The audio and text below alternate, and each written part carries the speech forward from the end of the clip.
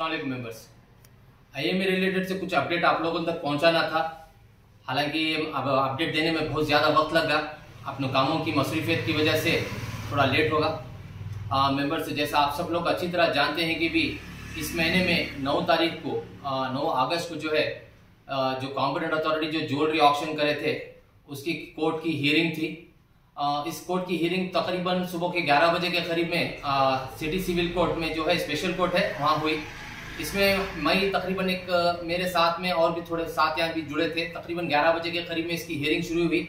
मैं पर्सनली वहाँ प्रेजेंट था और प्रेजेंट होने के बाद में जो है आर्ग्यूमेंट चलने के बाद में जो कॉम्पिटेंट अथॉरिटी, मैं उम्मीद रखा था कि भी कॉम्पिटेंट अथॉरिटी ऑफिस से अशोक सर नहीं कर को बोले तो हमारे अदिति बिस्वाल सर आती कर को, बट अनफॉर्चुनेटली ये दोनों लोग नहीं है। उनकी जगह को जो वेंकटेश दालविया कर को जो एडवोकेट ही उनके असिस्टेंट को भेजे सवेरे 11 बजे के करीब में। फिर वो जो एडवोकेट्स के साथ में उनका डिस्कशन चलने में, यानी हॉनरेबल जज और जो एडवोकेट डिस्कशन करने में, हॉनरेबल जज जो है नेक्स्ट मंथ यानी 2 तारीख 9वां महीने को फिर जो है डेट पोस्टपोन करे 2/9/2023 यानी नेक्स्ट मंथ सितंबर को 2/9/2023 को जो है डेट पोस्टपोन कर को दूसरे केस की कार्रवाई शुरू करे। फिर भी जैसा उनके जो एडवोकेट बाहर है आने के बाद में मैं पूछा सर ये क्या हुआ क्या नहीं हुआ करके बोले, उन्होंने क्या बोले फिर जो है इसकी हियरिंग जो है वो दिन 2:45 को दोबारा होने वाली है करके बोल को उनके जूनियर एडवोकेट हमने इतला करे। तो हालांकि सेकंड हियरिंग में यानी 2:45 की हियरिंग में मुझे जाने का वक्त नहीं मिला, मेरे कामों में मैं बिजी हो गया था। हमारे दूसरे जो मेंबर्स हैं जैसे रहमान भी हैं, फयाज भी हैं और बुरहान भाई कर को ही, ये तीनों लोग इस कोर्ट की हियरिंग में शामिल थे। उस टाइम पर जो वेंकटेश दालविया कर को जो पब्लिक प्रोसिक्यूटर हैं, जो कॉम्पिटेंट अथॉरिटी की तरफ से जो अपॉइंट कर को ही उन्होंने शामिल थे। तो उस टाइम पर कॉम्पिटेंट अथॉरिटी के जो एडवोकेट हैं और जो हॉनरेबल जज जो हैं उन्होंने कुछ उनका फॉर्मूला उनको एक्सप्लेन करे कि भी अब जो कॉम्पिटेंट अथॉरिटी जो है क्या तरीके से आदमियों को जो है पेमेंट डिस्ट्रीब्यूट करते कर को, जो अमाउंट अब जो आको है माइनस प्लस जो 70 करोड़ के करीब में जो आको है वो अमाउंट किस तरीके से आदमियों को डिस्ट्रीब्यूट करती है, वो किसे डिस्ट्रीब्यूट करती है बोल को वो फार्मूला जो है हॉनरेबल जज को न सुनाए। हालांकि हॉनरेबल जज भी जो है ब्लाइंडली ऑर्डर पास नहीं करते, उन्हें पूछना चाहती है कि तुम्हें आगे ये पेमेंट कौन से विक्टिम्स को देती, क्या हिसाब से देती कर को। वो जो है जो चार्टर्ड अकाउंटेंट ही कॉम्पिटेंट अथॉरिटी के उन्हें पूरा क्लियर तरीके से उनको समझाया, देखो सर ऐसा ऐसा तरीके से हमें सब डिस्ट्रीब्यूट करना कर को सोच को ही, तो अगर से आप इजाजत दिए तो ये कार्रवाई हमें शुरू कर दी कर को बोल को ये बात कॉम्पिटेंट अथॉरिटी के जो एडवोकेट है हॉनरेबल जज को सुनाए। तो हॉनरेबल जज इनकी बात को सुनकर तसल्ली हुई उनको। ये जो नेक्स्ट डेट देखो 2/9/2023, हालांकि ये जो ई कोर्ट का ऐप है वो ई कोर्ट के ऐप के अंदर ये नेक्स्ट डेट इस दिखा ले है।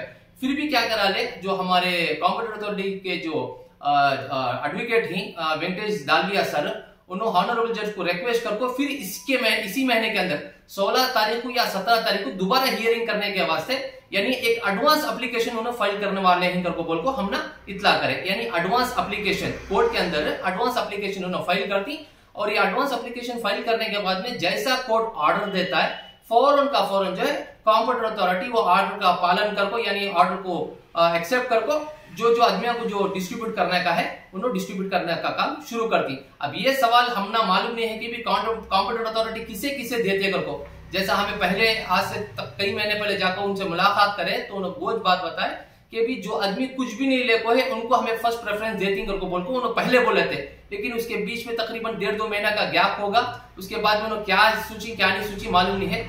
मेंबर्स, हमने तो पूरी की पूरी उम्मीद है जिस तरीके से जो कॉम्पिटेंट अथॉरिटी के जो जिम्मेदार जो कोर्ट में जाकर जो हियरिंग अटेंड कर रही इस महीने के अंदर ही हमने या 16 या 17 तारीख को जो है कुछ अच्छा रिजल्ट मिलेगा तो पूरी की पूरी उम्मीद है मेंबर्स। इंशाल्लाह ये तो कोर्ट की अपडेट का अब तक पहुंचाने का आप लोगों को पहुंचा और मैं दोबारा माफी चाहता हूँ, ये अपडेट देने में बहुत लेट होगा। और साथ ही साथ मेंबर्स हमें क्या खुश होगी ये 70 पर 2 करोड़ या 70 करोड़ जो भी आ गई वो मिलते के साथ सबकी तकलीफा दूर हो जाती हैं को। बट ये छोटी शुरुआत है। जैसे हमारे हर्ष गुप्ता साहब थे तो उन्होंने भी 6800 मेंबर्स को जो है तकरीबन अमाउंट डिस्ट्रीब्यूट करे। उसके बाद में फंड्स उनके पास कुछ भी नहीं था। अब ये रिसेंटली जो ज्वेलरी बेचे उसके बाद में जो भी अमाउंट आकर 70 करोड़ के करीब में इंशाल्लाह वो डिस्ट्रीब्यूट हुआ तो कई आदमियों के मसले जो है हल हो जाते इंशाल्लाह। अब इससे बड़ा जो हमारा मसला है प्रॉपर्टीज का है, सो एक सीढ़ी चलने को है। यानी कॉम्पिटेंट अथॉरिटी एक जिम्मेदारी कर को यानी हाथ को हाथ रख ले को नहीं बैठ कर उनका काम उन्होंने कर ले कोई। हमें जा जाकर उनको तो पूछते रहते हैं, बेजार हो जाती है। इसके वजह से जो नासिब हमें पूछना उनको पूछ ले को, ये चीज को हमें आगे ले को जाले कोई। अब कॉम्पिटेंट अथॉरिटी ये अमाउंट डिस्ट्रीब्यूट करते एक साथ, तो हमारा नेक्स्ट स्टेप जो है वो प्रॉपर्टीज का है। सो अब प्रॉपर्टी जो है जैसे 475 करोड़ जो है डे वन से जो है कॉम्पिटेंट अथॉरिटी के जो हर्ष गुप्ता थे, जो पुराने जो IAS ऑफिसर थे, उन्होंने 475 करोड़ के प्रॉपर्टी नोटिफाई कर बोले। वो तकरीबन आज से 5 साल पहले, 5 साल में प्रॉपर्टी के रेट्स कहां से कहां की चलेगी। मंसूर के property not only in Bangalore के बाहर ही, इंडिया में भी, इंडिया के बाहर में भी नहीं। ईडी इसका काम कर लेगा, जो फॉरेन के प्रॉपर्टी से उसका भी काम उन्होंने कर ले। इंशाल्लाह पे प्रॉपर्टीज के वास्ते जो है हमारी तरफ से जो पुराने लास्ट टाइम भी हम हमारे एक ऑडियो के जरिए से जितने भी ग्रुप्स इसके सब ग्रुप्स में हम सर्कुलेट कर रहे थे कि जो हमारे पुराने एडवोकेट जो अपॉइंट कर रहे थे, जो महालक्ष्मी लेआउट में थे, उनको कुछ पॉलिटिकल प्रेशर आने की वजह से वो एडवोकेट जो है हमारा काम करने के वास्ते बोलूंगा वो हाथ उठा दे लेकर को बोलूंगा, यानी हमारा काम करने का तैयार नहीं थे। उसके वास्ते जो है हमारे दूसरे जिम्मेदार ही हमारे जो कैसर भी करको, जो हमारे एसोसिएशन के सेक्रेटरी साहब ही, उनका कुछ इन्फ्लुएंस की वजह से कुछ एक बड़े एडवोकेट को हमें और एक एडवोकेट को हमें बात करको उनको पूरे डॉक्यूमेंट्स उनको इकट्ठा करको उनको पास पहुंचा को ही उनकी तरफ से जो है एक RTI वगैरह भी फाइल करको ही कॉम्पिटेंट अथॉरिटी की तरफ से, और चंद चीजा को आगे ले लग जाने के वास्ते अब हमारा मकसद सिर्फ और सिर्फ प्रॉपर्टी के ऊपर ज्यादा तवज्जो देने का है मेंबर्स। ये प्रॉपर्टी जो है वर्थ ऑफ हो सकता है कि 700 करोड़ 800 करोड़ या 900 करोड़ की हो सकता है, यानी तो इंशाल्लाह उससे ज्यादा भी हो सकता है। अब इंशाल्लाह प्रॉपर्टी के काम के वास्ते हमें हाथ को हाथ रख बैठे तो कुछ होने का नहीं है। इसके वास्ते लीगल एडवोकेट की हमना होना सब जरूरी है। हालांकि 1 साल से हमें कुछ काम करे, लेकिन हमना कुछ कामयाबी हाथ नहीं लगी, कुछ दोबारा रिपीट नहीं करना चाहता, कुछ पॉलिटिकल प्रेशर की वजह से हमारे एडवोकेट एक काम करने के वास्ते तैयार नहीं हुए। हम एक दूसरे एडवोकेट को पकड़ को ही इंशाल्लाह उसकी कार्रवाई जो है एक इंशाल्लाह अनकरीब में हमें कुछ हाई कोर्ट के अंदर कुछ एक पिटीशन फाइल करने का हमें प्लान करी। उसके वास्ते जो है ये जो कमिंग ट्यूसडे के दिन यानी 15 अगस्त के दिन जो है हमें जो हाई कोर्ट जो है, हाई कोर्ट में गेट नंबर 5 के पास में एक चंद मेंबर्स को हमें बुला रही, जिनका जो है पिटीशन हमें फाइल करने के वास्ते उनका सिग्नेचर और उनका CMS नंबर और उनका कॉन्टैक्ट नंबर और थोड़े बहुत डिटेल्स इस तरीके के फॉर्म के अंदर जो है हमें फिलअप करके हमारे एडवोकेट को हमें पहुंचाने का है। आगे की कार्रवाई जो है हमारे मोइन साहब आपको तफसील से सुनाती। अस्सलाम वालेकुम मेंबर्स, ये जो आरिफ भाई अभी पूरा एक्सप्लेन करके हैं आप लोगों को, ये फॉर्म इसमें क्या है, इसका मकसद फॉर्म का क्या है बोलकर बोले तो एडवोकेट के पास जब हम गए तो एडवोकेट ने यही सवाल किया कि आपको कौन ऑथराइज किए केस को रिप्रेजेंट करने के लिए, आपके एसोसिएशन में कितने मेंबर जुड़कर हैं। अगर जज साहब ये सवाल करेंगे कि भाई आपको आपके एसोसिएशन में कितने मेंबर जुड़कर हैं और किसके बिहाफ के ऊपर आप ये पिटीशन डालकर हैं, तो उसके लिए एडवोकेट के पास जवाब होना चाहिए। इसलिए जो है ये फॉर्म एडवोकेट के ऑफिस से हमारे पास आकर है कि इसमें जो है आपके एसोसिएट जितने मेंबर जुड़कर हैं वो सब लोग इसमें फॉर्म फिल कर उनको देना है। तो ये फॉर्म फिल करने से फायदा क्या होगा कि एक हमारा पिटीशन स्ट्रांग रहेगा। 100, 200, 300 आदमी आकर ये फॉर्म फिल कर देंगे तो जज साहब के पास जो है ये फॉर्म्स पूरे जमा होंगे और उसके केस के ऊपर थोड़ा प्रेशर पड़ेगा और इंशाल्लाह अच्छे रिजल्ट्स आएंगे। तो इस वजह से आप सबसे गुजारिश है कि 15 अगस्त मंगल के दिन इंशाल्लाह हाई कोर्ट में गेट नंबर 5 के पास अराउंड 12 o'clock, क्योंकि इंडिपेंडेंस डे रहेगा 15 अगस्त और सबको छुट्टी है और बच्चों के स्कूल्स भी जो है इंशाल्लाह 10 साढ़े 10 बजे तक खत्म हो जाएंगे।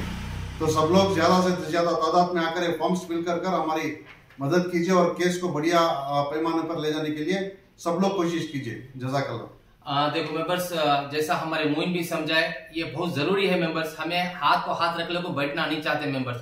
कुछ कोशिश कर रही कि भी कई आदमी का एक ही सवाल है भी 4.5-5 साल से तुम्हें आखिर को से भी एडवोकेट को नहीं रखे ना करो। देखो मेंबर्स, हमारी कोशिश हमें करे, हमारा एसोसिएशन के जरिए से कोशिश करे। कोशिश करने के बाद में कुछ लीगल प्रेशर आया, वो क्या हुआ क्या नहीं हुआ बोल दोबारा हमें रिपीट करना नहीं चाहते। अब ये जो 15 अगस्त के दिन जो है हाई कोर्ट, जो बैंगलोर के अंदर जो हाई कोर्ट है विधानसभा के सामने गेट नंबर 5 के पास में तकरीबन हम एक मैक्सिमम क्वांटिटी के अंदर जो है आदमियों को वहां जोड़ना चाहती। उनका जो है एप्लीकेशन, ये जिस तरीके का जो हमारे मोइन भी दिखा है, इसमें क्या है उनके कॉन्टैक्ट नंबर, उनका CMS नंबर, ये सब डिटेल्स जो है हमें फिलअप करको हमें हमारे एडवोकेट के पास में हमें पहुंचाने की हमें कोशिश कर ले मेंबर्स। देखो इसमें हमारा मकसद क्या है, ये चीज को आगे ले जाना, हाथ को हाथ रख लोग बैठने का हमारा मकसद नहीं है। इंशाल्लाह मैं उम्मीद करता हूँ कि ये 15 अगस्त के दिन सबको गवर्नमेंट हॉलीडे है, सब जने घर में रहती, आपका कीमती वक्त निकाल को गेट नंबर 5 हाई कोर्ट के अंदर आगे कर को बोला तो ये फॉर्मेलिटीज है।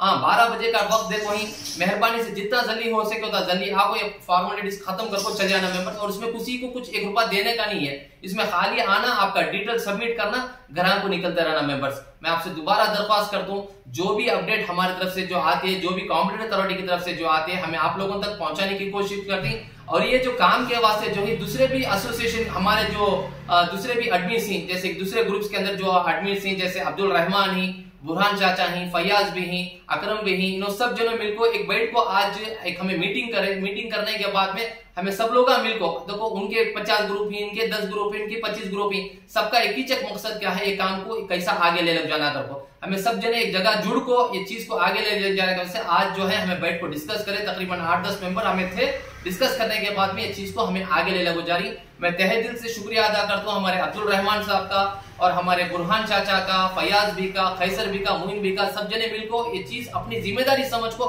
आगे ले जाने का से आगे बढ़ को ही। और हमें पूरी की पूरी उम्मीद करती कि भी जो हमें जो एडवोकेट को अब जो रखो ही, उनकी तरफ से कुछ भी तकलीफ या परेशानी नहीं हुई करको, और बेहतरीन से बेहतरीन एडवोकेट को हमें रखो, पूरे चीज़ों का डॉक्यूमेंट्स उनको समझाए, हमारी तकलीफ उनको समझाए। देखो सर तकरीबन 5 साल गुजर गए, कोई एडवोकेट्स आए करती कर को नहीं कर, लेकिन आपसे हमने पूरी की पूरी उम्मीद है ये चीज को तुम्हें आगे ले लगो जाती कर को। बस अल्लाह से हमें दुआ करेंगे कि भी आगे का काम बड़े अच्छे पैमाने पर चलने की पूरी उम्मीद है। इंशाल्लाह जो भी अपडेट आता है हमें आप लोगों तक पहुंचाने की हमें कोशिश करती। मैं दोबारा शुक्र अदा करता हूँ जो हमारे साथ में जुड़ को आज जो मीटिंग में शरीक हुए।